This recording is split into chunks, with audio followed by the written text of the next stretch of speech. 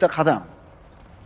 Shu darslarni eshitib, ertasi kuni tatbiq qilishlikni boshlab, agar hayotingizga kirgizib olsangiz, o'zi 3 tasini qoyim qilib qo'ysangiz, shu sabablarni o'sha hayotingiz zo'r bo'lib qolganini sezasiz. Siqilishlar, qo'rquvlar, xavotirlar, asablar nima bo'ladi? O'rniga tushadi. Hadeb uspokaytini icha olmaysiz. Hadeb psixologga bora olmaysiz. Mana birodarlar, hammamizga ma'lum, odamlar orasida har xil mishmishlar tarqaydi. Maza bemaza gaplar, asosi bo'lmagan oldi qochdi so'zlar.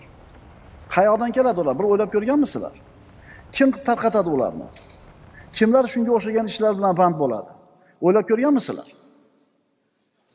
Odatda bunaqa mishmishlarni, asossiz bemaza vahimalarni tarqatayotganlar bekorchilar bo'ladi. Bekorchilarning hunari g'iybat. Shunaqa maqol bor ekan. Bekorchining